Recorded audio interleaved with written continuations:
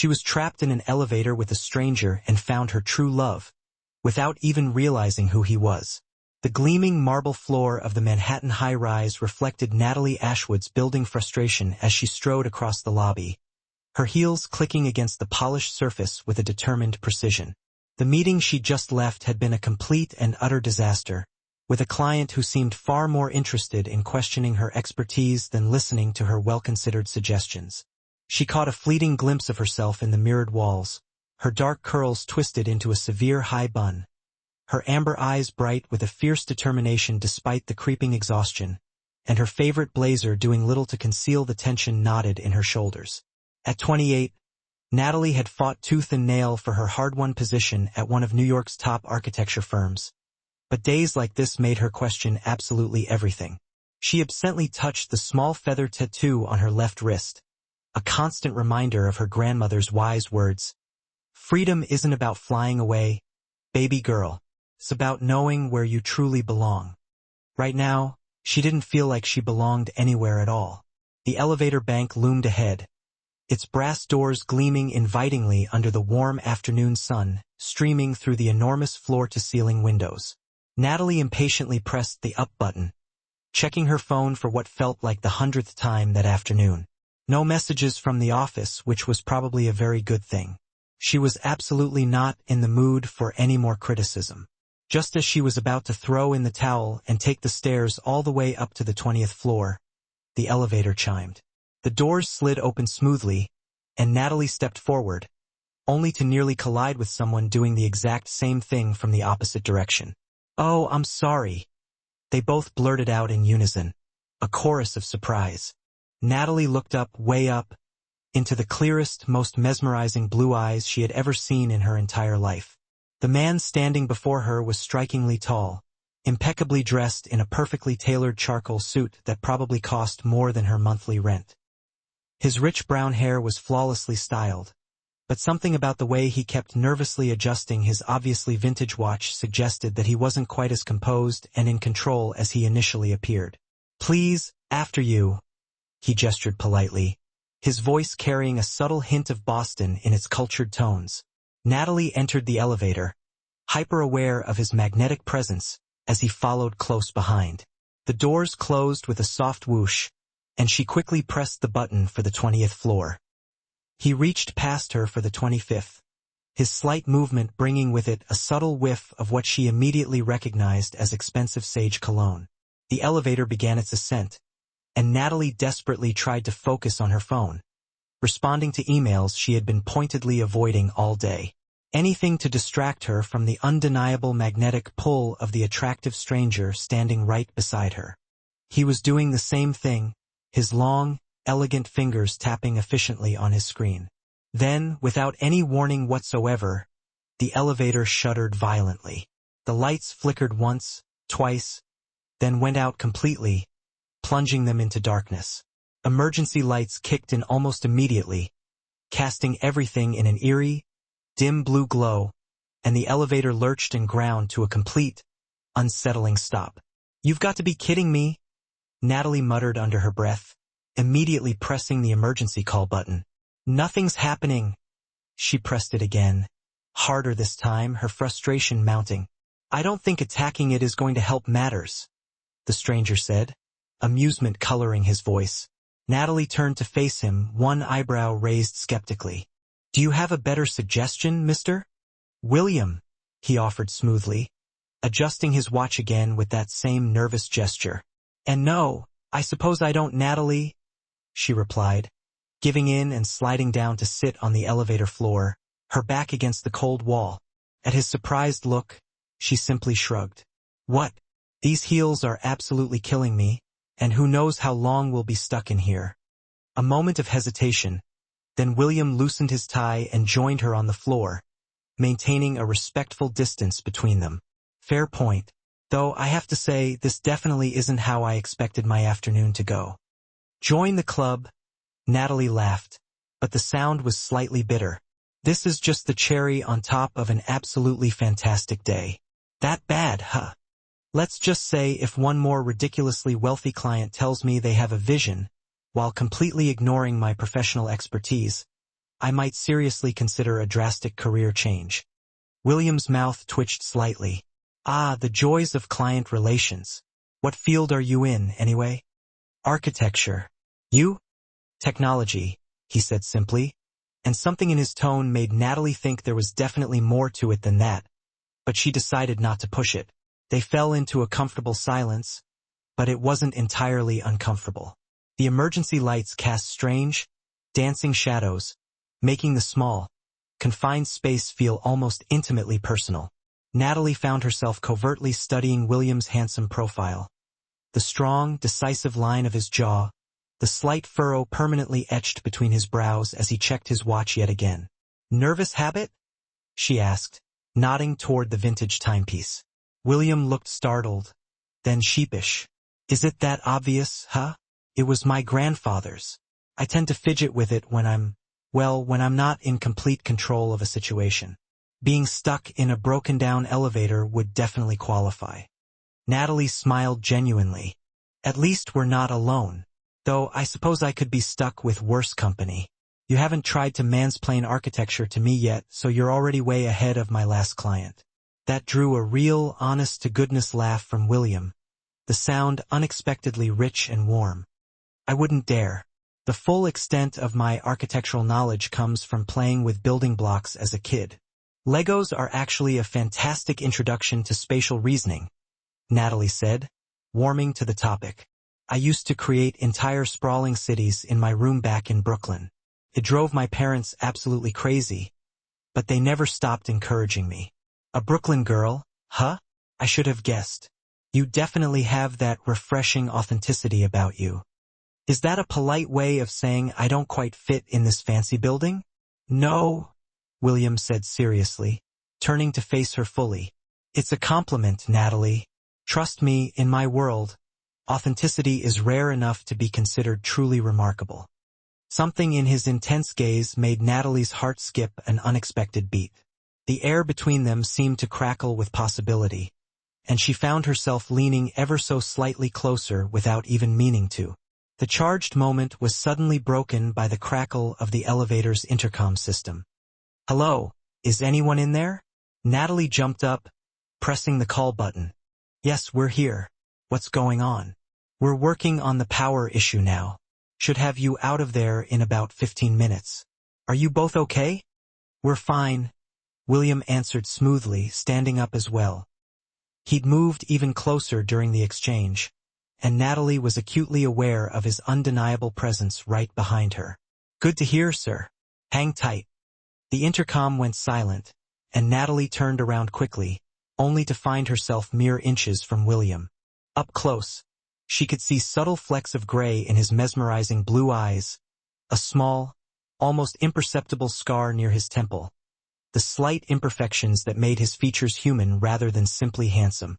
15 minutes, she said softly, not stepping back an inch.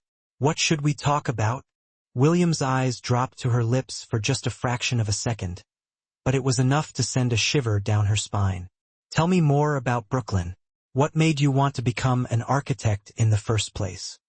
And so, in the dim blue light of a stuck elevator, Natalie found herself opening up to a complete stranger about her deepest dreams, her professional frustrations, her genuine love for creating spaces that actually meant something. William listened intently, asking thoughtful questions that showed he was genuinely interested, not just being polite. When the lights suddenly flickered back on and the elevator lurched back into motion with a jerk, it felt way too soon. They both straightened up quickly, adjusting their clothes and retrieving their dropped phones. The strange spell of intimacy abruptly broken by fluorescent reality. The elevator reached the 20th floor, and Natalie stepped out, turning back for one last lingering look. It was really nice meeting you, William. Likewise, Natalie from Brooklyn, he smiled. But there was something undeniably wistful in his expression. The doors closed smoothly before either of them could say another word, and Natalie stood there for a long moment, touching her small feather tattoo and wondering why she suddenly felt like she'd just let something incredibly important slip away from her. She didn't know it yet, but this definitely wasn't the last time she'd see William. In fact, it was just the very beginning of a story that would change both of their lives forever. But for now, she had a meeting to prepare for and fleeting dreams of blue eyes to push aside, at least until later, when she could pour her thoughts out in the journal she kept hidden carefully in her bedside drawer. 3 days after the somewhat surreal elevator incident, Natalie sat in her firm's main conference room, absently chewing on her pen cap while reviewing important project documents. The bright morning sun streamed cheerfully through the floor-to-ceiling windows, casting long, dramatic shadows across the polished oak table. Her excitable coworker, Madison Price, burst through the glass doors, nearly spilling her coffee in her excitement. "Have you seen who our new client is?" Madison's bright green eyes sparkled with barely contained enthusiasm. "The entire office is buzzing about it." Natalie glanced up from her laptop, raising a questioning eyebrow. "Let me guess, another self-important real estate mogul who thinks concrete blocks are somehow revolutionary." "Better. Thornfield Technologies." Madison perched on the very edge of the table, lowering her voice conspiratorially. "And the CEO himself is coming to the initial meeting." Thornfield. The name tickled something in Natalie's memory, but she couldn't quite place it. She quickly pulled up the client brief on her laptop, scanning the pertinent details. "The Boston-based tech company. The very same tech company. They're expanding their East Coast operations, and they want us to design their brand-new Manhattan headquarters." Madison's excitement was contagious, but Natalie remained laser-focused on the screen before her. William Thornfield is supposed to be absolutely brilliant. Harvard graduate, took over the company at 26 after his father stepped down, and turned it into one of the most innovative tech firms in the entire country. Natalie's fingers froze on the keyboard, suddenly ice-cold. William? Surely it couldn't possibly be him. Before she could fully process the seemingly impossible possibility, the conference room began filling with senior partners and project managers, all wearing their most impressive power suits and practiced, winning smiles. Natalie smoothed down her blazer, the exact same one she'd worn during the bizarre elevator encounter, and tried desperately to calm her suddenly racing heart. "Everyone, please take your seats," Richard Morrison, the firm's managing partner, announced with authority. "Mr. Thornfield will be joining us momentarily." Natalie discreetly pulled out her phone, quickly Googling William Thornfield CEO. Her breath caught sharply as dozens of images instantly loaded, all featuring the very same mesmerizing blue eyes and perfectly styled brown hair that had occupied her thoughts almost constantly for the past 3 days. "Oh God," she whispered under her breath, earning a curious, questioning look from Madison. The conference room doors opened with a flourish, and William walked confidently in, followed closely by 2 sharply dressed executives. He looked even more impossibly imposing in the bright daylight, his quiet authority evident in every single measured step. His eyes swept professionally across the crowded room until they unexpectedly landed on Natalie. For a split second, his carefully composed expression faltered ever so slightly. "Thank you all for having us," William recovered smoothly, but his hand instinctively went to his watch. That same nervous tell Natalie had definitely noticed in the elevator.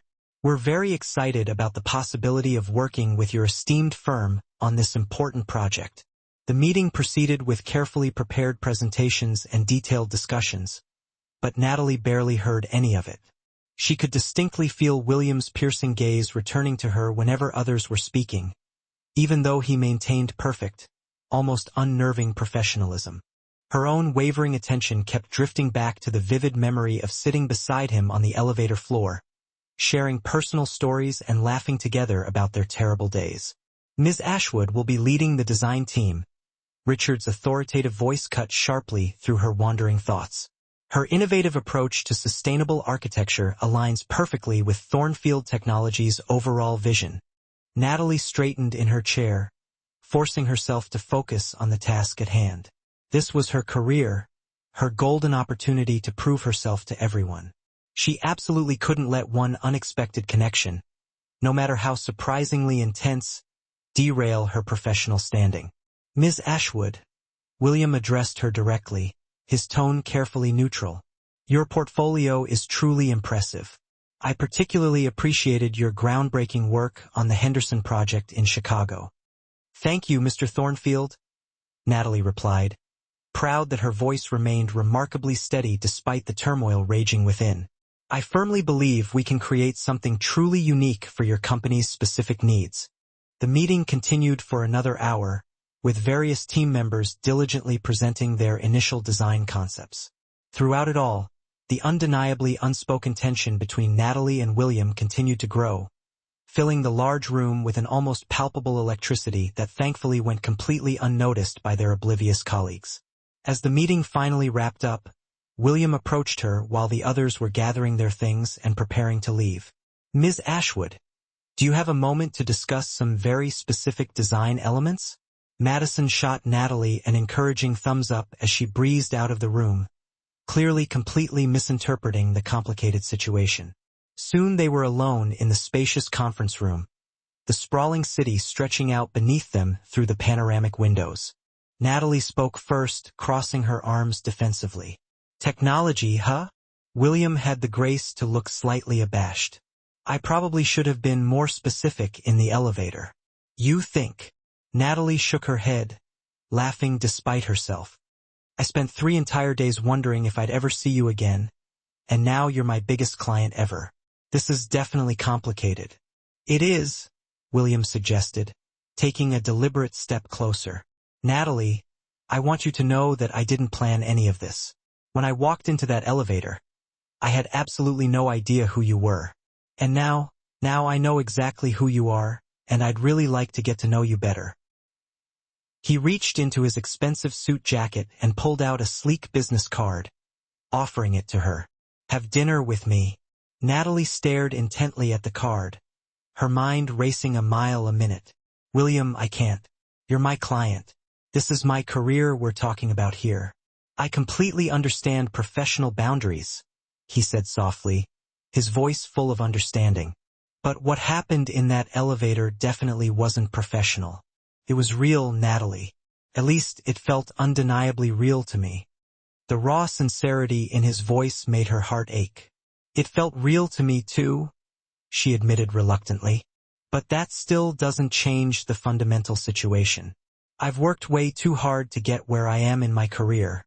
I absolutely cannot risk people thinking I got this incredibly important project because of anything other than my God-given abilities.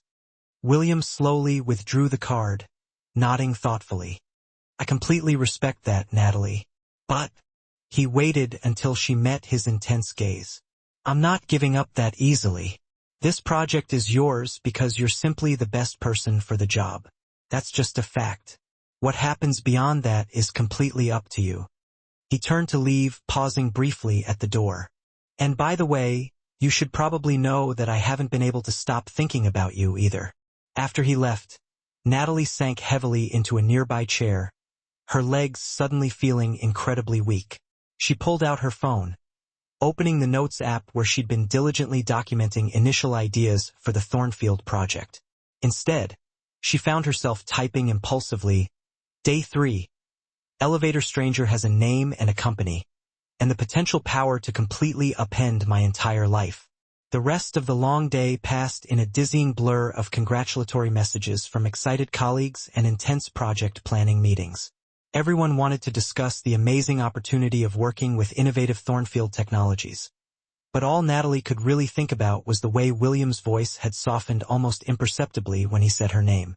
That evening, as she rode the crowded subway home to her small Brooklyn apartment, Natalie's phone buzzed softly with an email notification. The sender, W. Thornfield, a Thornfield Tech. Com address. The simple subject line read, Design Inspiration. Her finger hovered indecisively over the delete button, but she just couldn't bring herself to press it. Instead, she cautiously opened the email. Natalie, since we're diligently keeping things professional, I thought you might be interested in some relevant reference materials for the project. I've attached some high-quality photos of various tech campuses that have directly inspired our overall company culture. On an entirely unrelated note, there's a small, intimate jazz club on 7th Avenue that plays the very best mix of classic rock and soulful R&B every Thursday night. I also hear that their mac and cheese is absolutely exceptional, too. Just thought you might want to know about it. Professionally yours, William. Natalie carefully read the entire email 3 times, a genuine smile tugging at her lips despite her best efforts to suppress it. She saved the email to a new folder discreetly marked Thornfield Project, and tried her best not to think about how her wise grandmother would probably say that sometimes the very best things in life come cleverly disguised as frustrating complications. As the rattling subway car hurtled through the darkness toward home, Natalie nervously touched her small feather tattoo and wondered if true freedom sometimes really meant having the unwavering courage to risk absolutely everything for something that just felt impossibly right. Thursday evening found Natalie standing anxiously in front of her bursting closet, arguing vehemently with herself.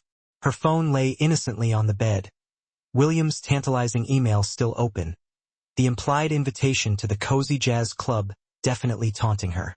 She'd spent the better part of 2 days forcefully telling herself that she wouldn't go, that it would be totally unprofessional, undeniably complicated, and potentially disastrous. Yet here she was, wrapped tightly in a fluffy towel, staring intently at her overflowing clothes like they somehow held the definitive answer to her complex dilemma. "This definitely isn't a date," she muttered under her breath, pulling out a simple, casual black dress. "I just happen to really love live jazz music and cheesy mac and cheese. This is strictly professional research." Even as she said the words aloud, Natalie knew she was only lying to herself. She'd stayed ridiculously late at the office every single night this week, immersing herself completely in the intense Thornfield project, desperately trying to ignore the way her pulse inexplicably quickened whenever William's name happened to pop up in her crowded inbox. Their brief email exchanges had remained strictly professional, but each carefully worded message carried a subtle undercurrent of undeniably unspoken possibilities. The jazz club turned out to be a wonderfully intimate venue, tucked away discreetly between a charming vintage bookstore and a bustling coffee shop. Twinkling string lights crisscrossed the low ceiling, casting a warm, inviting glow over small round tables and a well-worn wooden stage. The enticing smell of delicious comfort food mingled perfectly with the smooth sound of a saxophone warming up in the corner. Natalie cautiously chose a small table near the back, ordering a comforting plate of mac and cheese and a glass of crisp white wine. She was halfway through her meal when the live music started, a soulful blend of classic jazz standards and contemporary arrangements. She gratefully closed her eyes, letting the soothing melody wash completely over her, almost forgetting for a brief moment exactly why she'd really come. "I was really hoping you'd be here tonight." Her eyes snapped wide open immediately. William stood casually beside her table, looking noticeably different in dark jeans and a navy blue sweater that somehow made his mesmerizing blue eyes seem even bluer. Without his usual expensive suit armor, he appeared younger, far more approachable. "This isn't a date," Natalie blurted out immediately, then winced inwardly at just how defensive it sounded. William's mouth curved into a warm, genuine smile as he sat down uninvited. "Of course not. Just 2 people who genuinely appreciate great music accidentally finding themselves in the exact same place at the exact same time. And good mac and cheese," Natalie added quickly, pushing her half-finished plate generously toward him. "Try it. You have to." He cautiously took a bite, his eyes widening in surprise. "This might actually be even better than my personal chef's version." "You have a personal chef?" Natalie shouldn't have been all that surprised, but the stark reminder of their undeniably different worlds stung slightly. William quickly corrected himself, pushing the plate back toward her. I actually let him go last year. Turns out that cooking is one of the very few things that helps me really relax after long, stressful days at the office, though I mostly end up surviving on takeout food." The band smoothly transitioned into a slow, soulful arrangement of an old rock ballad merged seamlessly with a classic R&B tune. William's long fingers tapped lightly along with the smooth rhythm on the table. "They're really good, aren't they? I originally found this incredibly place by complete accident one night when I desperately needed to escape my own spiraling thoughts." "Do you come here often?" Natalie asked, genuinely curious. "When I can, which honestly isn't as often as I'd really like." He paused, studying her expressive face intently in the dim light. "So, you never told me why you wanted to become an architect in the first place." She counted. You never actually told me why you wanted to become a CEO either. Touché. William leaned back comfortably, his handsome expression growing suddenly thoughtful. It wasn't exactly a clear choice, to be perfectly honest. My father painstakingly built the company from absolutely nothing. He had it all carefully planned out. Harvard Business School, diligently grooming me to eventually take over the whole family dynasty thing. When he got suddenly sick, stepping up just felt like the only viable option. Do you regret it? Sometimes, he admitted quietly, almost reluctantly. But I'm good at it, Natalie. And the work we actually do really matters. We're developing technologies that could genuinely help a lot of people. He trailed off, nervously adjusting his watch yet again. It's just lonely at the top? Natalie suggested gently. Something like that, he agreed. His intensely blue eyes met hers. What about you? Why architecture? Natalie took a slow sip of her wine, carefully gathering her scattered thoughts. I grew up in a neighborhood where the majority of buildings were just plain boxes. Utilitarian, soulless, and completely uninspired. But there was this one particular building on my daily walk to school, an old historic library with these absolutely beautiful Art Deco details. It made me actually feel something every single time I saw it. I wanted to create spaces that could do exactly that for other people. Is that what you're doing now? The pointed question hit far too close to home. Sometimes, when clients actually listen carefully to my innovative ideas instead of just wanting yet another generic glass tower. Is that what you honestly think I want? William's voice was soft, but surprisingly intense. Another cold monument to corporate success? I really don't know what you want, William, Natalie replied truthfully, the simple words carrying significantly more weight than just their strictly professional relationship. The live music shifted smoothly again, this time to a hauntingly beautiful jazz standard. William stood up suddenly, offering her his hand. Dance with me, Natalie. There's no real dance floor, Natalie protested weakly. Since when has that ever actually stopped anyone? Maybe it was the perfectly timed wine or the mesmerizing live music or simply the way he was looking intently at her, like she was genuinely the only person in the crowded room. But Natalie found herself impulsively taking his outstretched hand. They moved to a small open space near the dimly lit stage where a few other couples were also swaying rhythmically to the romantic music. William's hand was warm and reassuring on her waist, her fingers intertwined securely with his. They moved comfortably together as if they'd done this 100 times before, finding a smooth rhythm that felt completely natural, almost inevitable. This still isn't a date, Natalie murmured quietly, even as she unconsciously let herself move even closer to him. Noted, William replied, his thumb gently tracing small, soothing circles on her soft back. Though I really should warn you, if this were actually a real date, this would definitely be the exact moment when I tell you just how incredibly beautiful you look tonight. Natalie's heart skipped another unexpected beat.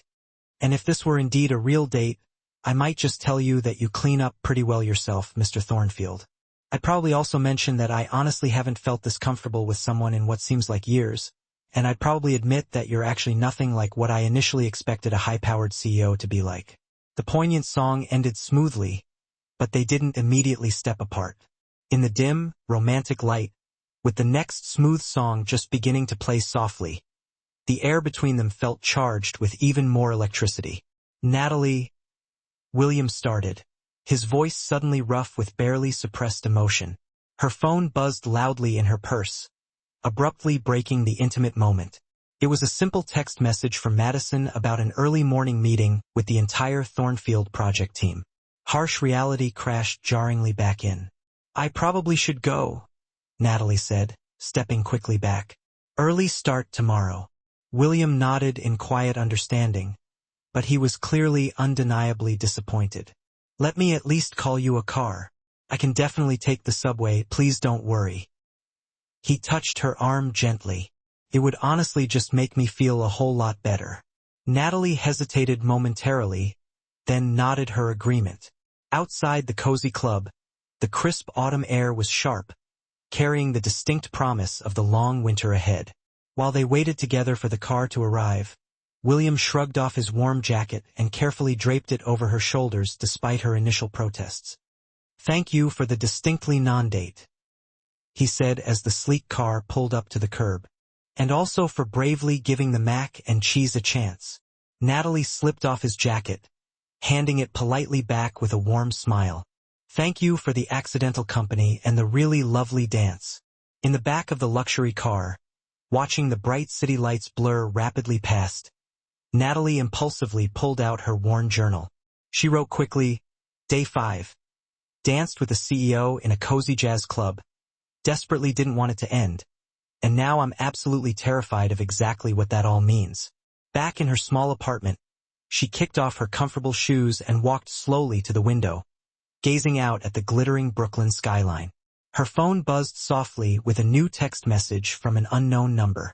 "If this had been a real date, I would have told you that you've somehow made it completely impossible for me to ever listen to live jazz music without immediately thinking of you. W." Natalie impulsively saved the unknown number, her fingers hovering hesitantly over the virtual keyboard. Finally, she carefully typed, "If this had been a real date, I would tell you that you somehow make me want to recklessly break all of my carefully made rules. But it definitely wasn't a date, so I most definitely won't." His reply came mere seconds later. Noted. "Sweet dreams, Natalie from Brooklyn." She gratefully fell asleep with a genuine smile on her tired face, dreaming of clear blue eyes and whispered possibilities. Okay, here is the rewritten and expanded version of the text, translated and localized for an American audience, adhering to your specific instructions and constraints. Her blue eyes reflected the soft glow of the city lights, and the mellow sounds of jazz filled the air. But inside, Natalie was waging a battle, desperately trying not to acknowledge how quickly her carefully constructed emotional walls were starting to crumble. The project meeting on Monday morning felt different. Natalie took her usual seat in the conference room, trying to focus on the presentation slides flickering on the screen, but she was acutely aware of William's presence at the far end of the long mahogany table. He was impeccably dressed in a light gray suit today, his professional persona firmly in place, a shield against the world. Yet, she noticed his fingers kept unconsciously straying to his watch, fidgeting with the band whenever their eyes happened to meet across the room. "These preliminary designs are certainly impressive, Ms. Ashwood," Richard Morrison commented, flipping through the thick proposal with a critical eye. "Particularly the integration of sustainable technologies. A very forward-thinking approach. Mr. Thornfield, what are your thoughts on the overall concept?" William leaned forward slightly, his expression thoughtful and carefully neutral. "The overall concept is exactly what we're looking for. A truly innovative approach to sustainable architecture. That being said, I do have a few concerns about the layout of the eastern wing." Natalie's heart sank like a stone in her chest. She'd poured countless hours into that particular section of the design, pushing the boundaries of conventional architecture, experimenting with innovative spatial arrangements and energy-efficient materials. "What specific concerns do you have, Mr. Thornfield?" she asked, trying to keep her voice even and composed. "The open floor plan, while aesthetically pleasing, might not provide enough privacy and security for our research and development teams. We need to ensure absolute confidentiality in certain sensitive areas of the building," he explained, his voice purely professional, devoid of any personal inflection. But his blue eyes held a hint of apology, a silent message that only she could decipher. "I can certainly revise the design to address those concerns," Natalie replied, carefully controlling her tone, keeping it neutral and businesslike. "Although, I believe the current layout actually enhances security through the strategic placement of access points and surveillance systems. Perhaps we should discuss this in more detail after the meeting, so I can walk you through my reasoning." William interrupted her, his voice gentle but firm. "Actually, there are a few specific requirements that weren't included in the initial brief. I apologize for the oversight." Madison shot Natalie a sympathetic glance from across the table. Everyone in the office knew how much Natalie hated having her designs questioned, especially publicly, in front of the entire team. It felt like a personal attack, a challenge to her expertise and her vision. The meeting droned on, but Natalie barely registered the rest of the discussions. Her mind was racing, already working on potential alternatives, brainstorming improvements, searching for ways to prove that her original concept could, in fact, work, and that the security concerns were unfounded. When they finally broke for lunch, she gathered her materials quickly, almost frantically, hoping to escape to the sanctuary of her small, cluttered office where she could regroup and strategize. "Ms. Ashwood." William's voice stopped her as she reached the door. "Do you have a few moments to review those modifications now? I'd like to get this sorted as quickly as possible." She turned around, finding him standing much closer than she'd expected, his presence filling the doorway. The faint, familiar scent of his cologne, a sophisticated blend of citrus and spice, instantly brought back vivid memories of dancing in his arms at the jazz club, the intoxicating rhythm of the music, the electricity of their touch. "Of course, Mr. Thornfield," she replied, trying to sound businesslike, despite the butterflies fluttering in her stomach. "My office or the conference room?" "The conference room," he decided, glancing at the curious, knowing faces of her colleagues. More space for the blueprints. Once they were alone in the large, sterile conference room, William's professional demeanor softened ever so slightly. "Natalie, I'm sorry about that," he said quietly, his voice laced with genuine regret. "I should have brought up my concerns with you privately first before the meeting." "It's fine," Natalie said stiffly, carefully spreading the large blueprints across the polished surface of the conference table. "You're the client. Your requirements come first." "Natalie." The way he said her name with a hint of intimacy made her pause. "Look at me, please." She reluctantly met his gaze. His blue eyes were troubled, filled with a conflicting mixture of desire and apprehension, and his hand was absently adjusting his watch again, a nervous tick she was beginning to recognize. "This is exactly what I was afraid of," he sighed, running a hand through his perfectly styled hair, slightly disheveling it. "The lines are already starting to blur. When I look at these designs, I'm not just seeing them as a CEO, assessing their functionality and cost-effectiveness. I'm seeing them through the lens of someone who—" He trailed off, searching for the right words, hesitant to reveal too much. "Someone who what?" Natalie challenged softly, her heart pounding in her chest. "Someone who can't stop thinking about the brilliant, passionate architect who created them," he admitted, his voice barely above a whisper. "Someone who wants to support your vision, not challenge it. But I also have responsibilities to my company, to my team. I can't let my personal feelings compromise the project." Natalie's anger deflated slightly, replaced by a confusing mix of understanding and vulnerability. "I understand that," she conceded. "But my design is solid, William. The security concerns are valid, I acknowledge that, but I can show you how the layout actually enhances security, rather than compromising it. It's all about the subtle details, the strategic placement of key elements." She began explaining the intricate details of her design, pointing out the hidden security features, the innovative solutions she'd incorporated to address potential vulnerabilities. William listened intently, asking thoughtful questions that showed he truly wanted to understand her vision, not just criticize it. "See this section here?" She leaned across the table, pointing to a particular detail on the blueprint. "The curved walls aren't just aesthetic, they also serve a functional purpose. They create natural sound barriers, minimizing the risk of eavesdropping." She broke off as William's hand suddenly covered hers on the blueprint.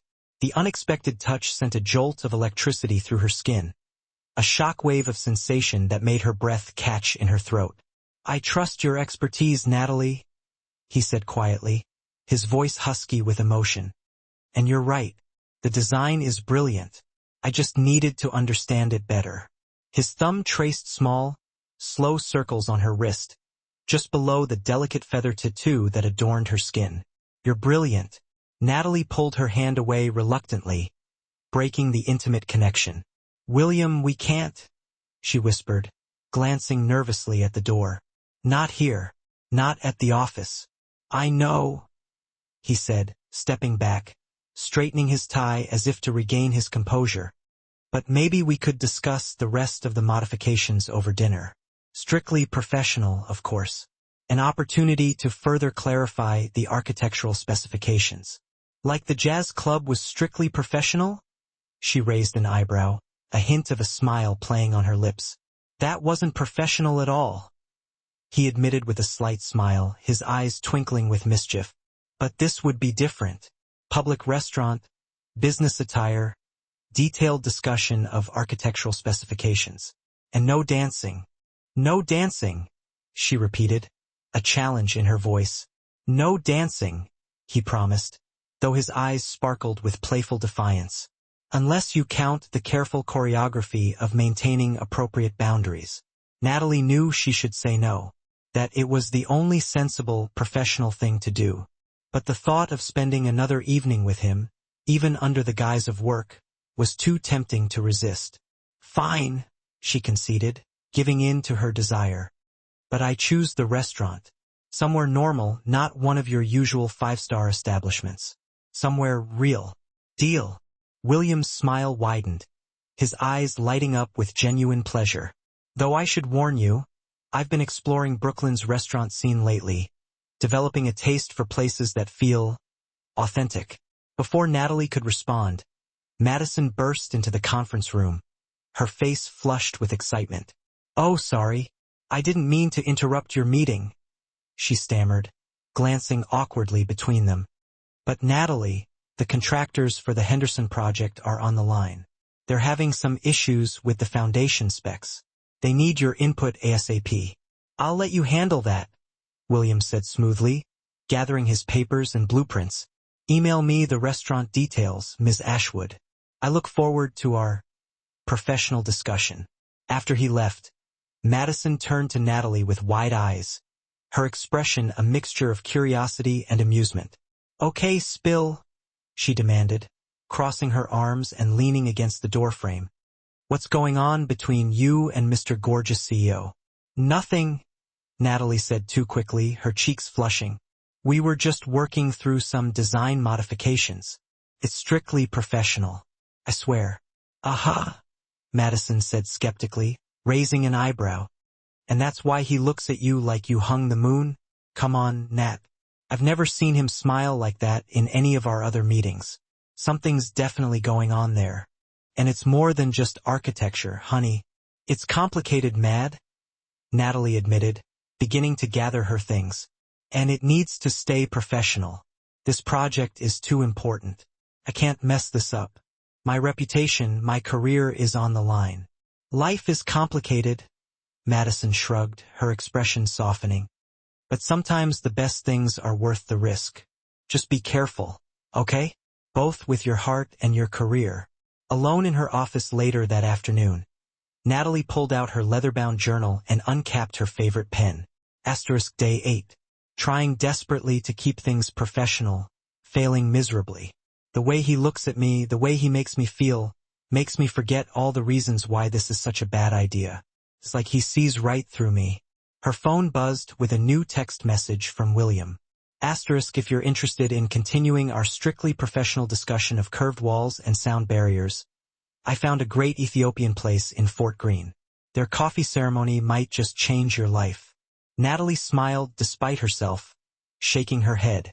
Trying to impress me with your Brooklyn knowledge, Mr. Thornfield? She texted back. His reply came almost instantly. Is it working?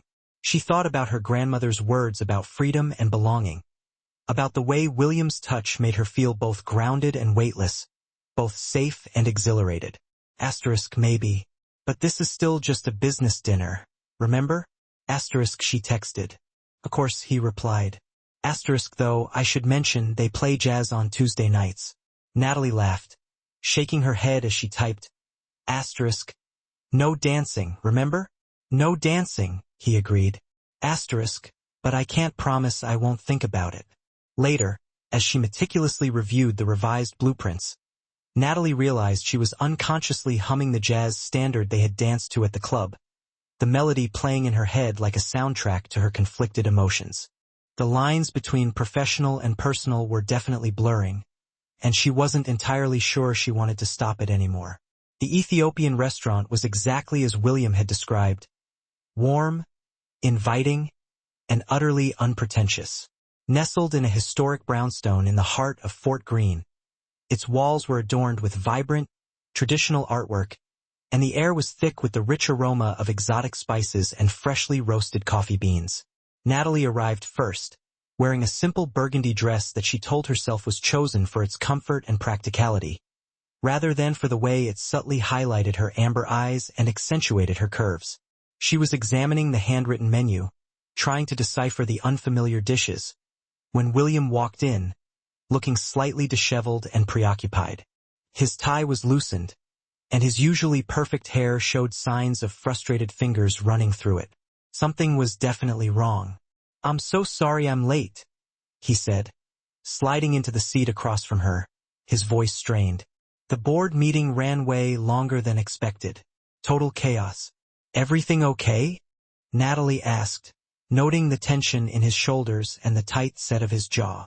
William attempted a reassuring smile, but it didn't quite reach his eyes. "Just the usual corporate politics. Some of the board members aren't happy with the direction I'm taking the company. They're old school, resistant to change. They think our increased focus on sustainable technology isn't profitable enough, that we're sacrificing short-term gains for long-term ideals." "And what do you think?" Natalie asked, her voice soft with concern. "I think they're stuck in the past, blinded by tradition and resistant to innovation," he said, his frustration evident. His hand went to his watch, adjusting it absently, a nervous habit he seemed unable to control. "My father built this company on innovation, on embracing new ideas and taking calculated risks. But some of these men knew him when I was still in diapers. They see me as the kid who used to run through the offices on summer breaks, not as a capable leader with a clear vision for the future." A server approached their table with the traditional hand-washing ceremony materials, a small basin of warm water and a linen towel, momentarily pausing their tense conversation. As they participated in the ritual, cleansing their hands and preparing for the meal, Natalie watched William's posture gradually relax, the tension slowly melting away from his face. "You know," she said, drying her hands on the soft linen towel, "I had a professor in college who said that architecture isn't just about buildings, about bricks and mortar and steel beams. It's about the spaces between them, the way people move, interact, and live within those spaces. It's about creating environments that foster connection and community." "That's beautiful, Natalie. Maybe technology is the same way. It's not just about the profits, about the bottom line. It's about how it changes people's lives, how it makes the world a better place. It's about progress, not just profit. Sustainable tech is the future. We have a responsibility to pursue it." William looked at her with something akin to wonder, his blue eyes filled with admiration. "How do you do that?" he asked, his voice barely above a whisper. "Do what?" "Cut right through all the noise, all the superficial concerns, and get straight to the heart of things. You have an amazing way of looking at things and putting them into proper perspective." He leaned forward, his earlier frustration momentarily forgotten, his gaze fixed on her face. "That's exactly what I've been trying to explain to the board. Our new sustainable tech division might not show immediate profits, but it has the potential to revolutionize how cities manage resources, reduce their carbon footprint, and create a more sustainable future for everyone." Their food arrived, a large, colorful platter of various dishes served on a bed of injera bread, a spongy, slightly sour flatbread that served as both plate and utensil.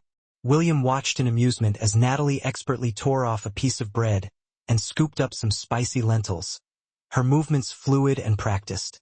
"You've been here before," he observed, a smile playing on his lips. "My best friend in college was Ethiopian," Natalie explained. "Her mom used to cook for us during finals week. It was our comfort food, our fuel for all-night study sessions." She demonstrated the proper technique for eating with injera bread. "Here, try it like this." William mimicked her movements, his fingers brushing against hers as she adjusted his grip on the bread. The simple touch sent a familiar spark of electricity through her skin, a reminder of the undeniable chemistry between them. "This is incredible," he said after tasting several dishes, his eyes widening with appreciation. "So, I hate to admit this, but I might need some help identifying what I'm eating. I am woefully ignorant in the way of Ethiopian cuisine. The red one is Berber spiced chicken, Natalie explained, pointing to a mound of fiery-looking stew. That's collard greens with garlic. And the yellow one, Ms. Ashwood? Mr. Thornfield? They both looked up to find Robert Walsh, one of the senior partners from Natalie's firm, standing at their table with his wife, his expression a mixture of surprise and something else that Natalie couldn't quite decipher. Mr. Walsh, Natalie said, straightening in her chair, suddenly acutely aware of how intimate their dinner looked. What a surprise. What are you doing here? Indeed, Walsh replied, his eyes moving between them, his expression unreadable. Mr. Thornfield, I hadn't realized you and Ms. Ashwood were discussing the project outside of office hours. Mr. Walsh, William said smoothly, instantly shifting into CEO mode, his voice cool and professional. We were just reviewing some design modifications over dinner. Your firm's dedication to client satisfaction is truly impressive. It's refreshing to see such commitment to excellence. Natalie is a true visionary. Walsh's wife smiled warmly, her eyes twinkling with amusement. How wonderful to see young professionals so devoted to their work. Though, you really should try the coffee ceremony here. It's quite romantic. Natalie felt her cheeks burn as Walsh's eyebrows rose slightly, his expression conveying a subtle, knowing disapproval. Well, we should let you enjoy your dinner, he said carefully, his gaze lingering on Natalie for a moment. See you tomorrow, Ms. Ashwood. Pleasure as always, Mr. Thornfield. After they left, an uncomfortable silence fell over the table, the warm atmosphere suddenly chilled by the weight of unspoken implications. That's going to be office gossip by morning, Natalie sighed, pushing her food around absently with her fork. I'm sorry, William said softly, his voice laced with genuine regret. I should have thought about the possibility of running into someone you work with. I didn't want to put you in this position. It's not your fault, Natalie said, forcing a smile.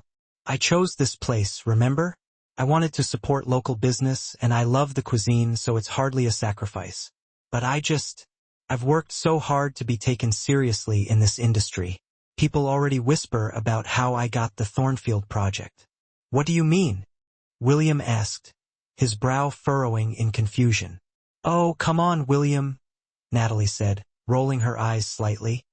Young, black female architect gets the biggest project of the year. People talk. They assume it's affirmative action or worse. They question my qualifications, my talent. And now, she gestured at the intimate table setting, the candlelight flickering between them. This is going to fuel all the rumors. They'll say I slept my way to the top. William's expression darkened, his jaw tightening with anger. You got this project because you're brilliant, Natalie. Your designs are innovative, your vision is unparalleled. Anyone who suggests otherwise is simply jealous and small-minded. Their opinions don't matter, they don't matter at all. All that matters is the truth. The truth is perception is reality in this business. Natalie interrupted him, her voice laced with bitterness. You of all people should understand that. Image is everything. People will believe what they want to believe, regardless of the facts. He was quiet for a moment, his gaze fixed on her face. Then he reached across the table and gently touched her hand, his fingers intertwining with hers. What if I don't want to understand it? What if I'm tired of living by everyone else's rules? What if I want to break free of expectations? William, no, Natalie said, pulling her hand away. Listen, he said, his blue eyes intense, his voice filled with raw emotion. I've spent my entire life trying to live up to expectations. My father's, the board's, society's. I've always done what I thought was expected of me, what would be best for the Thornfield legacy. But when I'm with you, Natalie, I feel like myself for the first time in years. Not the CEO, not the Thornfield heir, just me. Just William. And it's exhilarating. It's terrifying. Natalie felt tears prick at her eyes, her emotions caught in a turbulent storm of desire and fear. That's not fair, she whispered, her voice choked with emotion. You can't say things like that and expect me to stay professional. I can't handle this level of emotional intensity when my career is on the line. Then maybe we should stop pretending this is just a business dinner, he said, his voice husky with longing. He squeezed her hand gently, his gaze unwavering. Come home with me tonight, Natalie. Let's stop playing games and start being real with each other. The invitation hung in the air between them, heavy with unspoken desire and the promise of something more. For a moment, Natalie was tempted, so incredibly tempted to say yes, to throw caution to the wind and surrender to the intoxicating pull of their connection. I can't, she whispered finally, her voice barely audible. Not like this. Not with Walsh's assumptions already spreading through the office. Not when my career is hanging by a thread. I need time to sort things out, to figure out what I want and how to make it happen. I need clarity. William nodded slowly, his expression a mixture of understanding and disappointment. I understand, he said softly. For what it's worth, I'd wait forever, Natalie. If that's what you needed, if that's what it takes to be with you, then I will wait as long as it takes. The rest of dinner passed in a blur of meaningful glances and carefully guarded conversation, the underlying tension palpable. When the check came, they both reached for it simultaneously. Let me, William insisted, his fingers brushing against hers. It's a business expense, remember? A small price to pay for such valuable insights into your brilliant mind. Right? Natalie said, forcing a sad smile. Business. Everything is business. Outside, the autumn night had turned chilly, the wind whipping through the streets. William shrugged off his expensive suit jacket, draping it over her shoulders before she could protest. The gesture felt both protective and painfully intimate. Let me call you a car, he offered, his voice filled with concern. No, Natalie said, shaking her head. She needed to clear her head, to process the confusing mix of emotions swirling within her. I think I'll walk for a bit. The subway's not far. I want to be alone with my thoughts. Be careful, Natalie, William said, catching her arm gently. I meant what I said about waiting, about all of it. You're an exceptional woman, and I am completely captivated by you, whether I want to be or not. She looked up at him, memorizing the way the streetlights caught the silver flecks in his blue eyes, the way his jaw was clenched with barely suppressed emotion. Then, before she could talk herself out of it, she rose on her tiptoes and pressed a soft, fleeting kiss to his cheek. Good night, William, she whispered, slipping off his jacket and handing it back to him. She was halfway down the block when his voice called after her, breaking the silence of the night. This wasn't just business, Natalie. Not for me.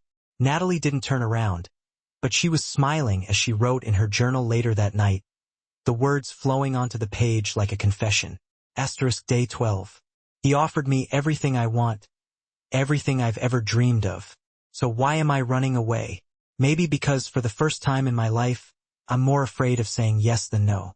Saying yes would be surrendering to something I don't think I am ready for. Her phone buzzed with a new text message from William. Your professor was right about the spaces between things.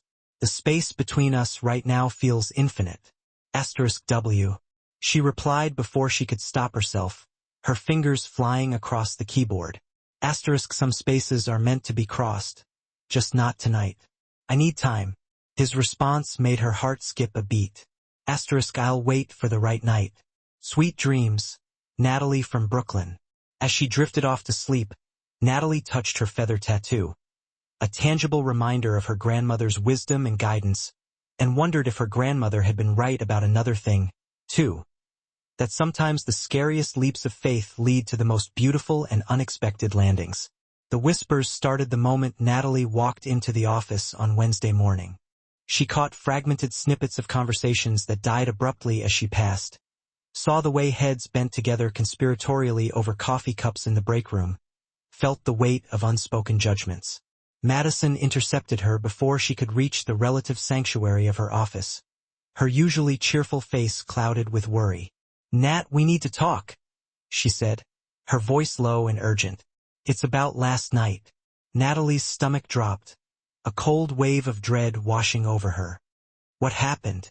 Walsh told Richardson about seeing you with Thornfield last night, Madison explained, her voice barely above a whisper.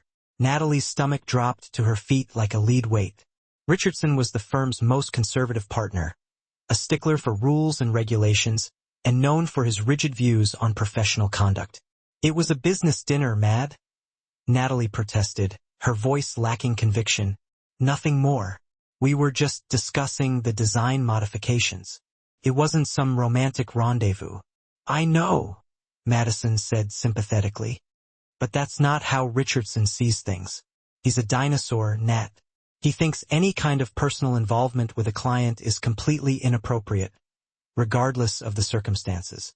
Madison glanced around nervously before lowering her voice even further. He's calling a partner meeting this afternoon. There's talk about reassigning the Thornfield project, that they should put someone more objective on the job. They can't do that, Natalie protested, her voice rising in indignation. The designs are mine. The original concept, the innovative features, the client specifically requested me to implement certain modifications. I came up with all of it. Madison's green eyes were filled with sympathy. Honey, they're saying you're too emotionally involved in the project, that your judgment is clouded by your feelings for Thornfield. It's absurd, but that's what they're saying. The words hit Natalie like a physical blow, stealing her breath and leaving her reeling.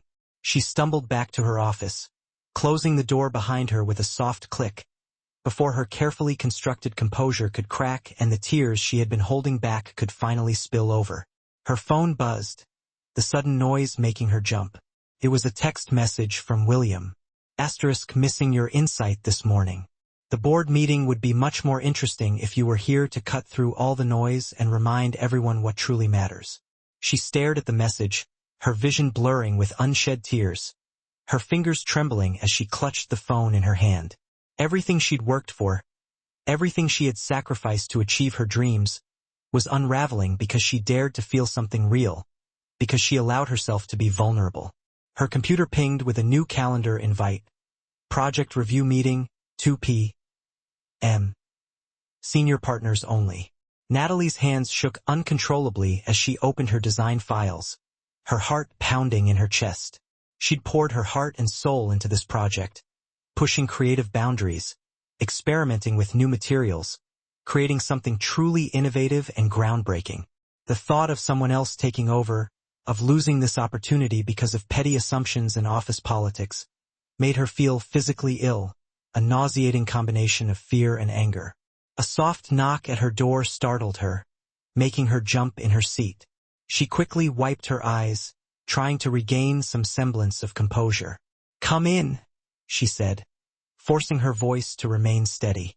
Richard Morrison entered her office, his normally kind and approachable expression unusually grave.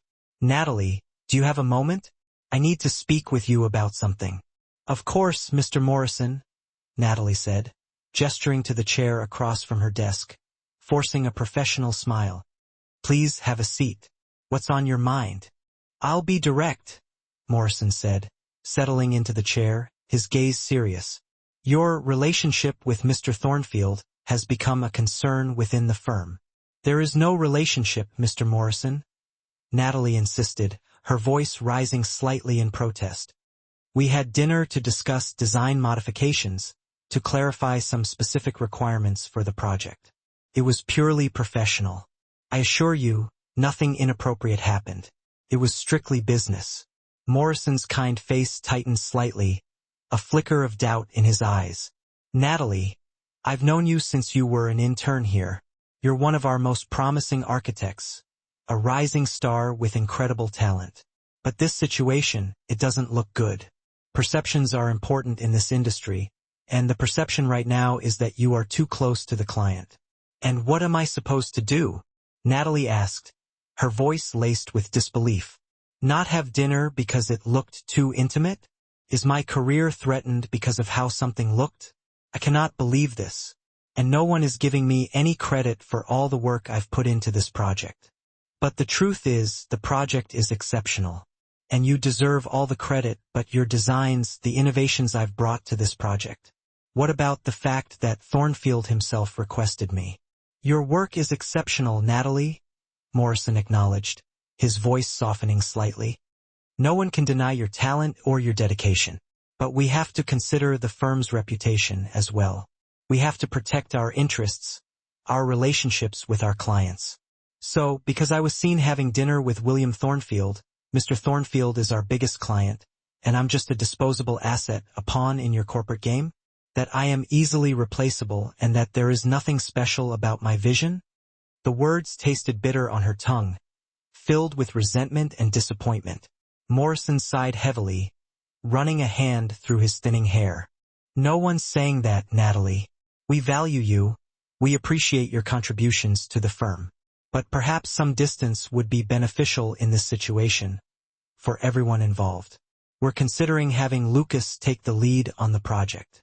He has a lot of experience and he is very good with clients. It's just a way to separate you and Thornfield, not to punish you.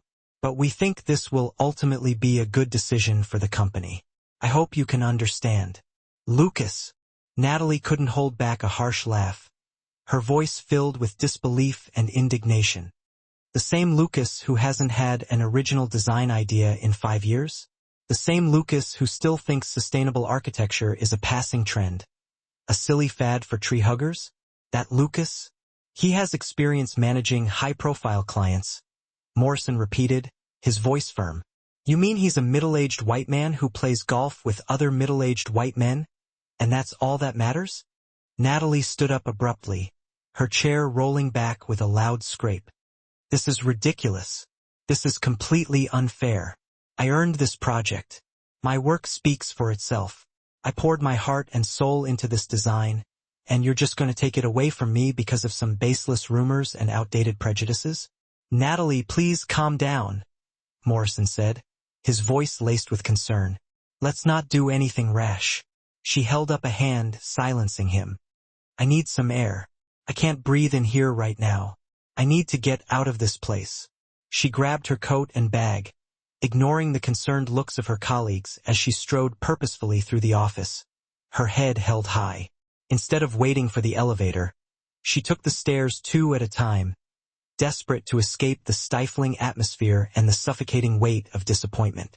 In the elevator, the same elevator where she'd first met William, exchanged witty banter, and felt the first spark of attraction.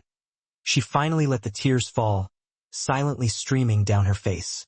Her phone buzzed again, the vibration harsh against her trembling hand. It was another text message from William. Asterisk just got out of the board meeting. Could really use a friendly face and some of that Brooklyn wisdom right now. Lunch? My treat. Instead of replying, Natalie hit the call button, her fingers shaking as she dialed his number. Natalie. William answered immediately, his voice filled with concern. What's wrong? What's going on? What happened to you? Everything, she said, her voice cracking with emotion. They're taking the project away from me, William. They're reassigning it to Lucas. It's all over for me. What? Why? Because of last night. Because of you.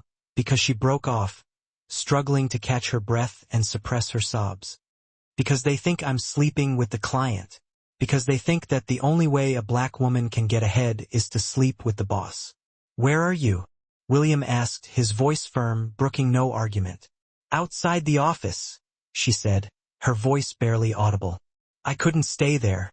I couldn't listen to them talk about professional conduct and reputational risk like I'm some kind of whore. Stay there, William interrupted firmly, his voice commanding. Don't move. I'm 10 minutes away. I'll be right there. William, no, Natalie protested weakly. That will only make things worse. It will only confirm their suspicions. If you come down here, it will destroy any chance I have of salvaging this situation. I don't care, he said, his voice softening slightly. Please just wait for me. I need to see you. I need to know you're okay. 9 minutes later, a sleek black car pulled up to the curb, its tires screeching slightly as it came to a stop. William emerged from the back seat, ignoring the curious glances from people entering the building. His eyes scanning the crowd until he found her standing by the curb, her face pale and streaked with tears. Without hesitation, he pulled her into his arms, holding her tightly against his chest. "I'm so sorry, Natalie," he murmured into her hair, his voice filled with remorse. "This is all my fault. If I had just been more careful, if I had just thought about the consequences." Natalie allowed herself one moment to sink into his embrace, to breathe in the familiar scent of his cologne, the comforting warmth of his body, before stepping back, pulling away from his protective embrace. "No, it's my fault," she said, shaking her head. "I knew better. I knew the risks. I should have listened to my head instead of my heart." "Get in the car," William said suddenly, his voice decisive. "What?" Natalie asked, looking at him in confusion. "Get in the car," he repeated, opening the back door and gesturing for her to enter. "We're going somewhere to talk properly, away from prying eyes and judgmental whispers. Somewhere where we can be alone, without any distractions." Common sense told her to refuse, to go back upstairs and fight for her project, to try to salvage what was left of her professional image. But something inside her rebelled, a desperate desire to escape the suffocating constraints of her career and surrender to the pull of her emotions. Instead, she found herself sliding into the luxurious back seat of the car, her body moving almost of its own volition. William directed his driver to a small, secluded park overlooking the East River, a hidden oasis of green in the heart of the bustling city. The autumn air was crisp and cool, and the park was nearly empty at this hour, the only sounds the gentle lapping of the water against the shore and the distant hum of traffic. They walked in silence until they found a secluded bench nestled beneath a canopy of golden leaves, a place where they could finally be alone, without fear of being overheard or judged. The last message just hung there, unanswered. "I really could have used his Brooklyn smarts in that strategy meeting today. I hope he's doing okay." Nope. She was lying, she thought as she straightened her jacket. This is definitely for the best. The conference room was packed when she finally arrived. Lucas was sitting in her usual spot, and of course he had that little smirk on his face. She grabbed a seat at the far end of the table, arranging her materials with painstaking precision. When William walked in with his executive team, she had to force herself to focus on her presentation notes, but she couldn't help but notice how tired he looked. The dark circles under his eyes mirrored her own. He glanced at his watch not once, but twice before finally taking his seat. "Thank you all for being here today," Richard Morrison began. "As you know, we've made a few adjustments to the project team. Lucas will be taking the lead now." "Actually," Natalie said, standing, her heart pounding in her chest, but her voice was steady. "Before we get started, I'd like to present something." The room went completely silent. Morrison frowned. "Ms. Ashwood, we talked about this." "Yes, we did. And now I'm asking for 10 minutes to show you why those discussions were premature." She caught William's eye for a split second, and drew a surprising amount of strength from the warmth she saw there. "Mr. Thornfield, would you allow me to present my revised designs?" William's professional mask stayed firmly in place, but she caught the almost imperceptible quirk of his lips. "The floor is yours, Ms. Ashwood." Natalie launched into her presentation, her passion radiating from every word she spoke.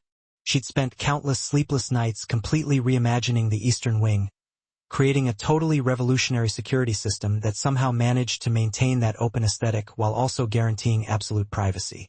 The sustainable technologies were seamlessly integrated, promising major cost savings that would be sure to quiet even the most profit-driven board members. "But the real innovation," she continued, bringing up her final renderings, "is how the design adapts to future needs. The modular structure means we can expand without compromising the original aesthetic or function. This isn't just a headquarters, it's a legacy." She finished her presentation and was met with total silence. Then William stood, walking slowly around the table to get a closer look at the 3D model. "The security features," he said quietly, "they're unlike anything I've seen before. That's because I created them specifically for your needs," Natalie replied, trying to keep her voice professional despite how close he was.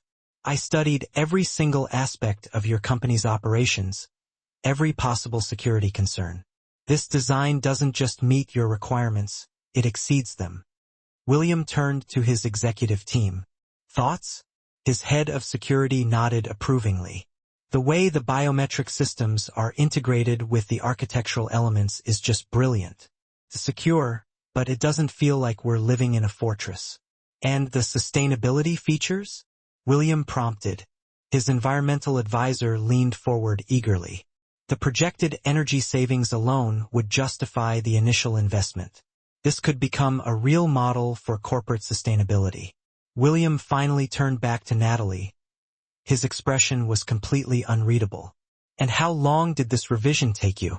2 weeks, she answered honestly.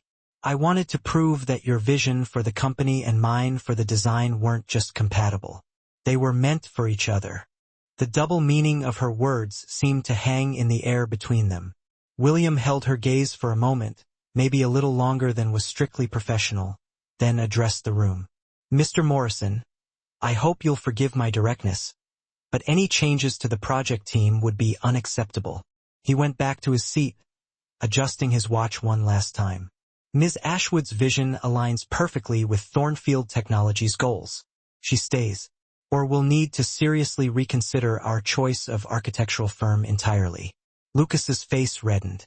Mr. Thornfield, surely that won't be necessary, Morrison interrupted quickly. Ms. Ashwood will remain project lead, with the full support of the firm. The rest of the meeting went by in a blur of congratulations and project timelines. Natalie kept her professional composure, but on the inside she was soaring. She'd done it.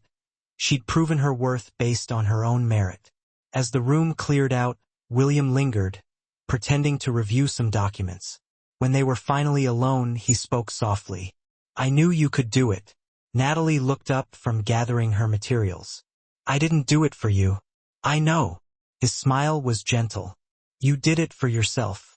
That's what makes you extraordinary. He stepped closer, close enough that she could smell his cologne and see the fatigue etched around his eyes.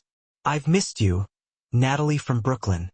William, she gripped the edge of the table. We can't. Can't or won't. He reached out, his fingers brushing her feather tattoo. Because I've spent the last 2 weeks in meetings with people who see nothing but profit margins and quarterly reports, and all I could think about was how you'd cut through all their noise to the heart of what matters. Natalie's breath caught. That's not fair. None of this is fair. His voice was rough with emotion. It's not fair that you had to work twice as hard to prove what I already knew. It's not fair that we have to pretend there's nothing between us when everything in me wants to. The conference room door opened and they jumped apart. Madison stuck her head in. Nat, sorry to interrupt, but the contractors are on line 1. It's urgent. I'll be right there. Natalie gathered her things quickly, not trusting herself to look at William again. Ms. Ashwood. His voice was back to its professional tone. Excellent work today. I look forward to our continued collaboration. That evening, Natalie sat in her favorite coffee shop, her journal open in front of her. Day 27. I proved myself today. I proved that I'm more than just office gossip or assumptions. So why does this victory feel incomplete? Why do I keep thinking about the way his fingers felt on my wrist, the shadows under his eyes, the words he almost said? Her phone buzzed with a text from William. Congratulations again on the presentation. Your grandmother would be proud. She smiled, remembering how she'd mentioned her grandmother's earrings during their dinner weeks ago. Thank you for everything. Don't thank me. You did this on your own. Pause, then another message. Though I have to admit, these past 2 weeks have made me question everything I thought I knew about space and time. Natalie's fingers hovered over the keyboard. Finally, she typed, some spaces are necessary even when they hurt. His reply made her heart ache, and some hurts are worth it. When you're ready, I'll still be adjusting my watch and thinking of curved walls and sound barriers. She closed her journal, gathered her things, and walked home through the Brooklyn streets she loved. The autumn wind carried the promise of change, and for the first time in weeks, she felt truly free. Not because she'd pushed William away, but because she'd proven to herself that she could stand on her own.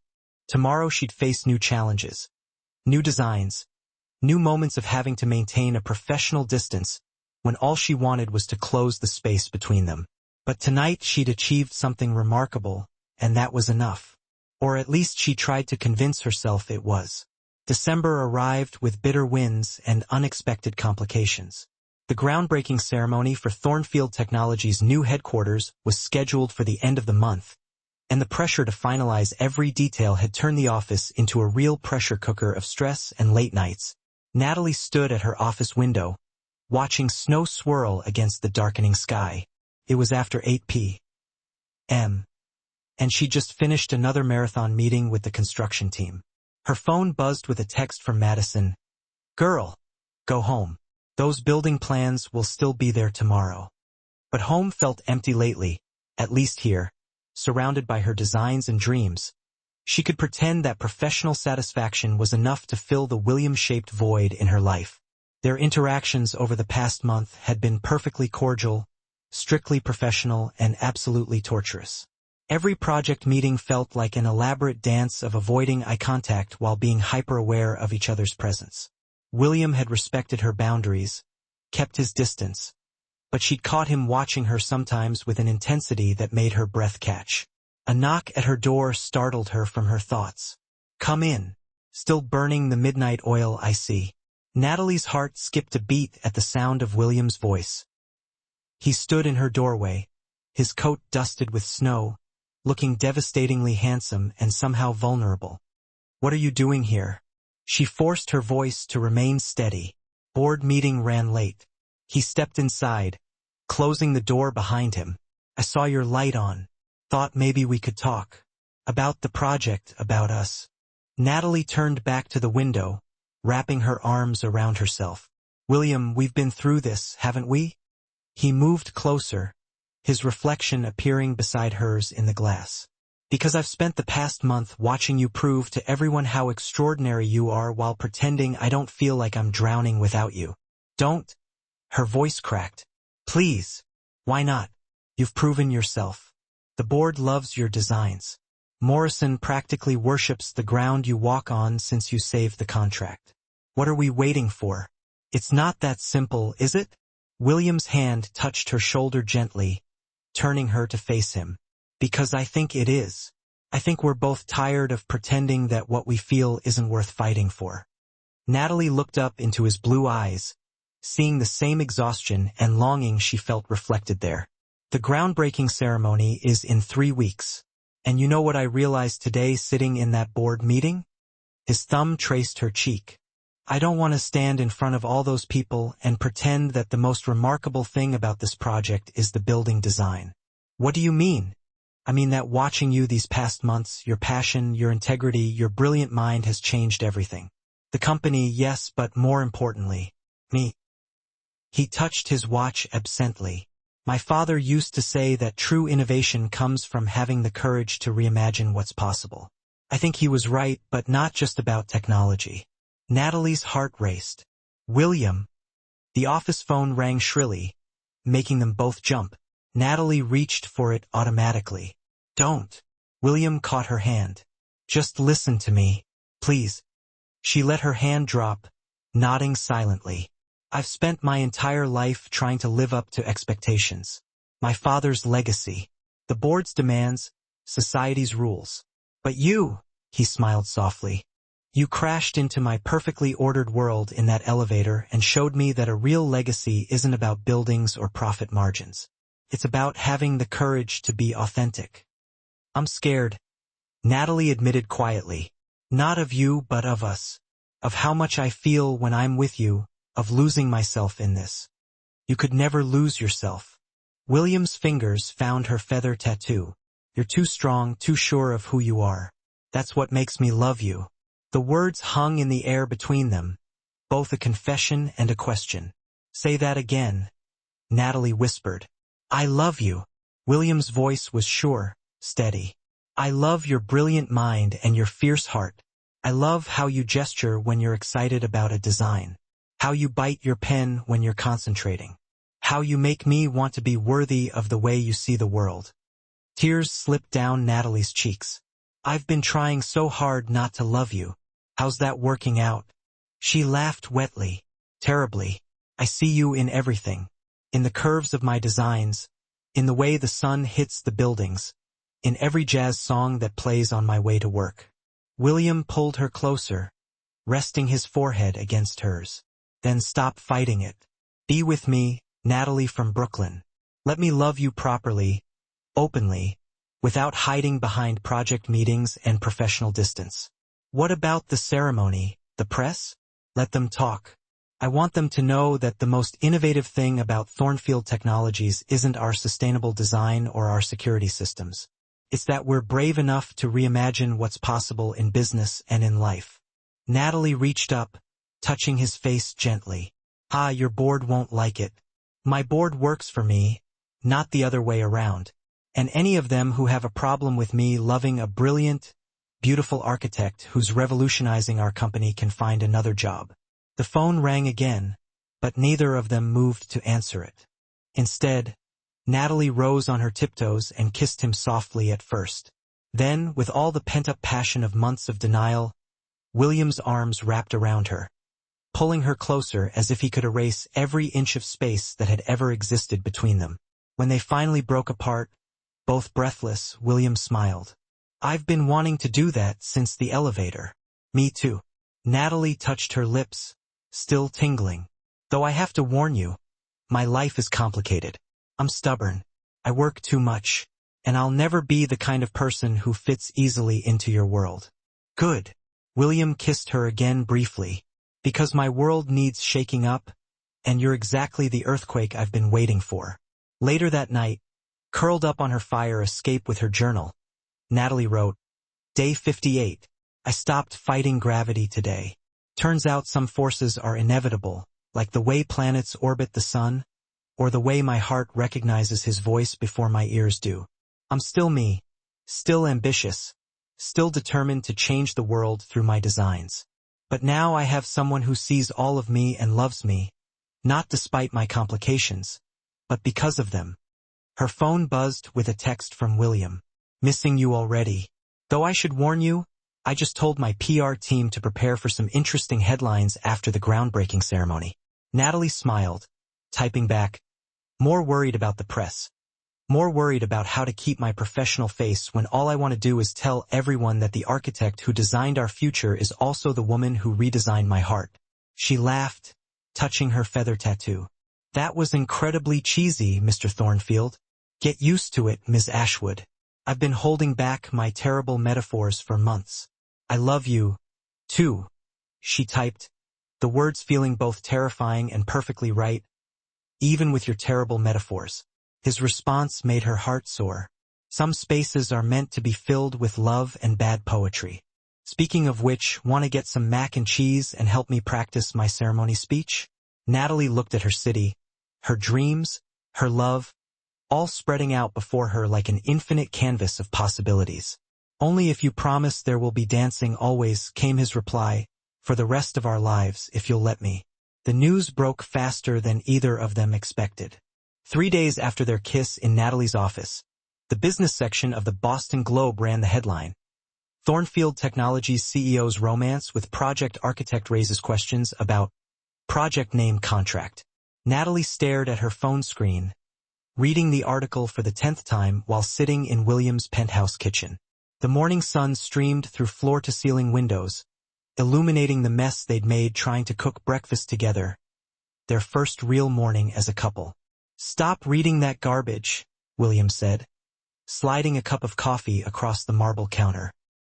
He'd foregone his usual suit for jeans and a soft sweater, his hair still slightly rumpled from sleep. The PR team is handling it. They're questioning my credentials, William. Natalie set her phone down with more force than necessary, suggesting I got the contract because we were already involved, which anyone who's seen your work knows is ridiculous. He moved behind her, wrapping his arms around her waist. The design speaks for itself. Does it?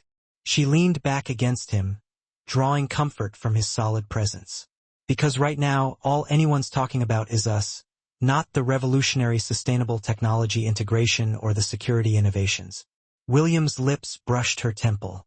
Then we'll make them talk about both. The groundbreaking ceremony is in 2 weeks.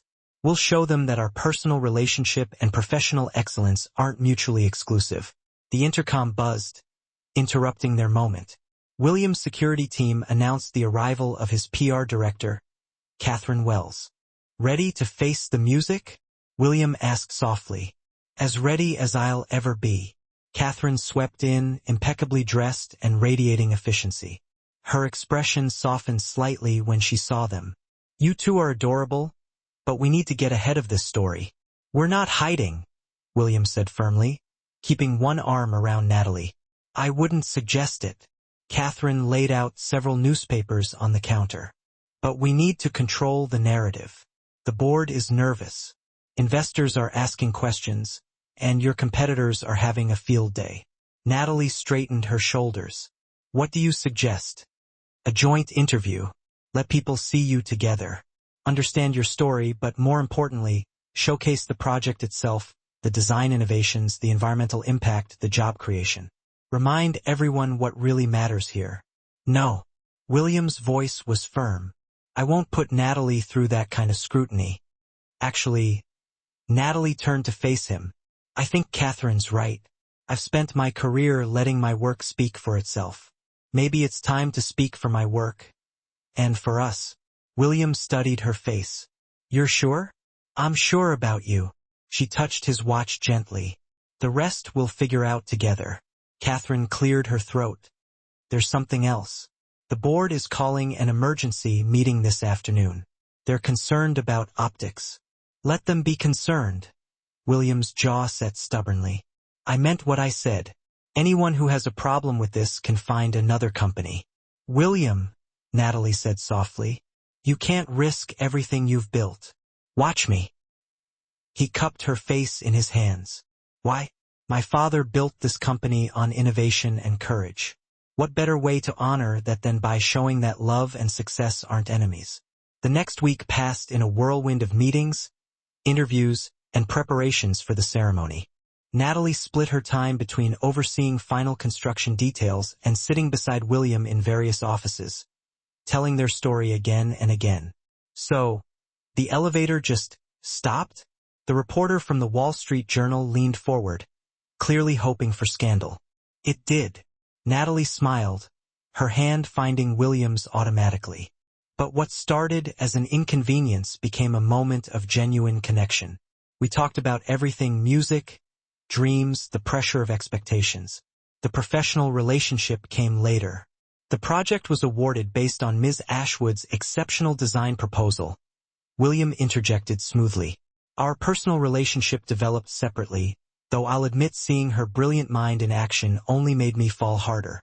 The article that ran the next day was surprisingly positive, focusing on the innovative design elements while weaving in their love story as a human interest angle. Other publications followed suit, and gradually the narrative began to shift. Still, there were challenges. Natalie overheard whispers at her firm, saw the way some clients looked at her differently. William faced pushback from conservative board members and skeptical investors.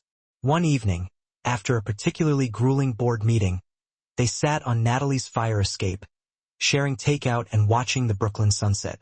"Rogers threatened to resign today," William said, picking at his pad thai. "Said my father would be disappointed in my lack of judgment." Natalie stiffened. "And what did you say?" "I told him my father's greatest gift to me was this watch." He touched the vintage timepiece. "And the advice he gave me when he handed it down: time is precious, son. Don't waste it living someone else's version of success." And then I accepted his resignation. William set aside his food, pulling her closer. "You know, the funny thing is, I've never felt more successful than I do right now, sitting here with you." Natalie kissed him softly. "Even with all the drama?" "Especially with the drama. You make me brave, Natalie from Brooklyn. Brave enough to build something real, not just with steel and glass, but with truth and love." The next morning, Natalie arrived at the construction site early. The foundation was complete, and the first structural elements were being placed. She watched the sunrise paint the skeleton of her design in gold, remembering all the moments that had led to this. Her phone buzzed with a text from William. Just saw the latest renderings. You've outdone yourself, though I might be biased since I'm in love with the architect. She smiled, typing back, Careful, Mr. Thornfield. Comments like that might make headlines. Let them. I'm proud to love a woman who designs buildings that touch the sky and a future that defies expectations. Later that day, in a quiet moment between meetings, Natalie wrote in her journal, Day 65. The world thinks our love story is about defying convention or challenging the status quo. But really, it's simpler than that. It's about two people who found each other in a stopped elevator and decided that some spaces, between hearts, between dreams, between who we are and who we could be, are meant to be bridged, not maintained. As she closed her journal, her eyes fell on the latest architectural magazine on her desk. The cover showed their building's design, but the headline made her smile. Innovation in Structure and Spirit. How Love is Reshaping Corporate Architecture. William had been right. They weren't just building a headquarters. They were building a legacy of courage, proving that the most sustainable foundation isn't built with concrete and steel, but with the truth of who you are and the love that makes you brave enough to show it to the world. The morning of the groundbreaking ceremony dawned clear and cold. The December sky a perfect winter blue that reminded Natalie of William's eyes. She stood before the mirror in her Brooklyn apartment, taking in her reflection. A tailored navy suit that spoke of confidence and professionalism, her grandmother's gold earrings catching the light, and her natural curls framing her face in a way that felt both powerful and authentic. You look perfect, Madison said from the doorway. Though the smile might give away how happy you are. Is that a bad thing? Natalie adjusted her jacket, touching her feather tattoo for luck. Are you kidding? After the month you've had, own it, girl. You designed a revolutionary building and got the guy. That's what I call a power move. Natalie's phone buzzed with a text from William. Meeting got moved up. Won't be able to pick you up, but I left something for you downstairs. Curious. She headed down to find William's driver, holding a small package wrapped in silver paper. Inside was a delicate gold necklace with a perfect feather pendant, and a note. For the woman who taught me that freedom isn't about flying away, it's about knowing where you belong. See you at our future. W. The construction site had been transformed for the ceremony. A large tent protected rows of chairs from the winter chill, while heaters created pockets of warmth throughout the space. Press cameras lined the back, and Natalie spotted familiar faces from both her firm and Thornfield Technologies filling the seats. William stood near the podium, deep in conversation with board members. He looked devastating in a charcoal suit, but it was the way his face lit up when he saw her that made her heart skip. She touched the feather pendant at her throat, remembering their journey from that first elevator ride to this moment. Ready? He asked softly as she joined him.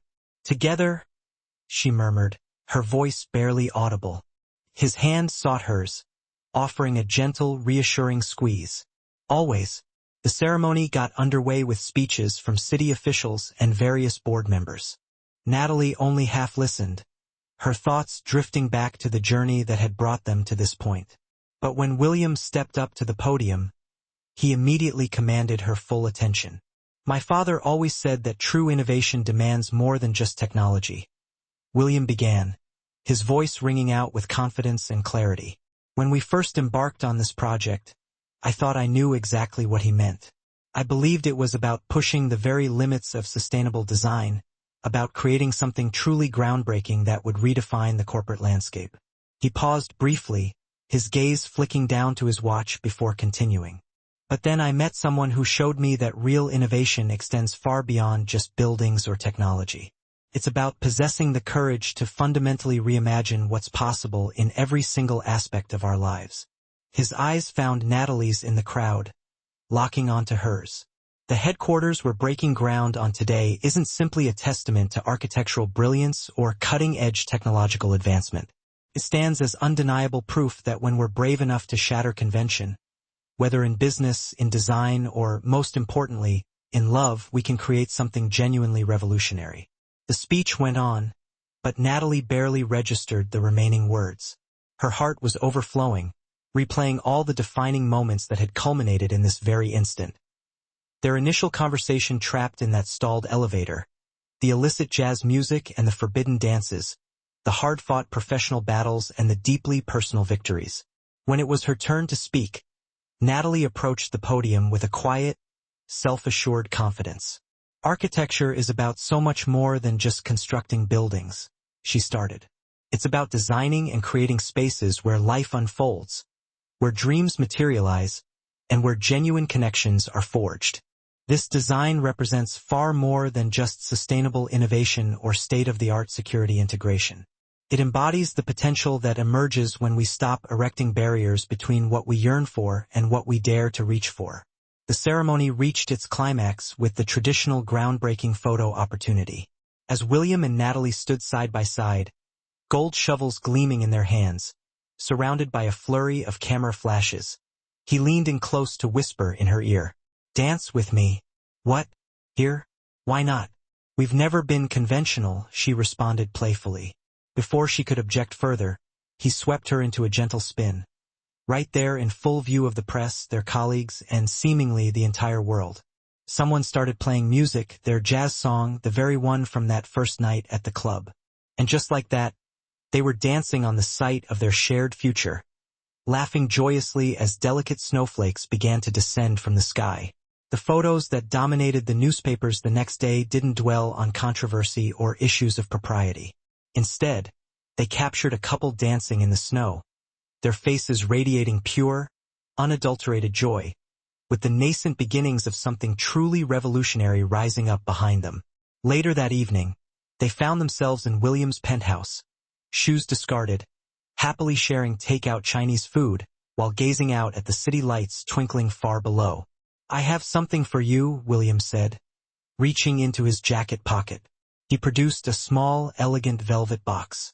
Natalie's breath caught in her throat. "William, it's not what you think."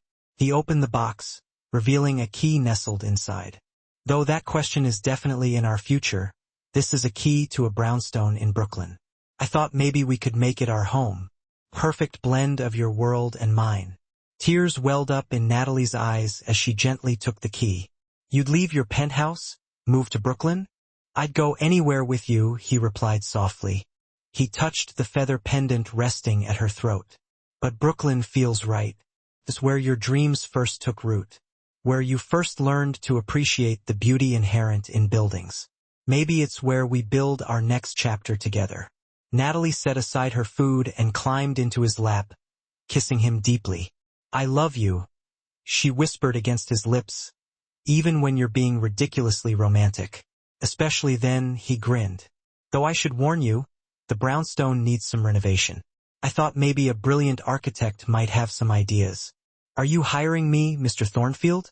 "I'm choosing you, Miss Ashwood, for every project, every dance, every moment yet to come." That night, Natalie penned one last entry in her journal. Day 82. Today we broke ground on more than just a building. We broke ground on a future where love doesn't have to compete with ambition, where authenticity isn't sacrificed at the altar of success, where the spaces between dreams are filled with limitless possibility instead of debilitating fear. Tomorrow we'll face new challenges, design new dreams, dance to new songs. But tonight, in this moment, we're exactly where we're meant to be. Her phone buzzed with an incoming text message from William. "Just realized something. Remember when you said some spaces are meant to be crossed?" She smiled, typing back her response. "I remember. Well, I think some spaces are meant to be transformed, like the space between two strangers in an elevator becoming the foundation for forever." Natalie gazed out at her city, their city, gently touching her feather pendant and pondering the notions of foundations and futures.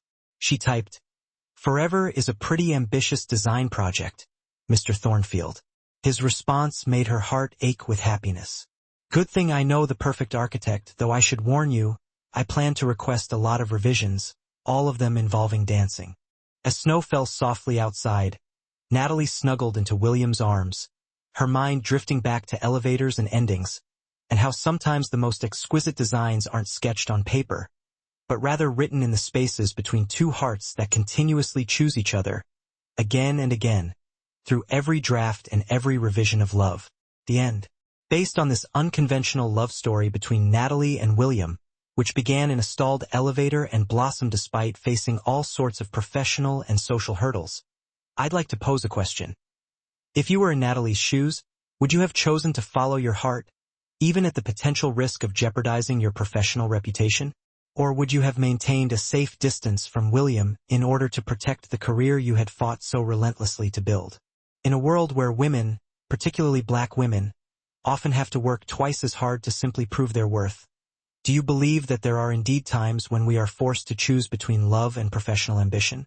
Your participation in this discussion is incredibly valuable. Please share your thoughts and opinions in the comments section below. Thank you so much for watching until the very end. If you enjoyed this story, please don't forget to subscribe to the channel, leave a like, and share your comments. Your input is greatly appreciated. See you next time.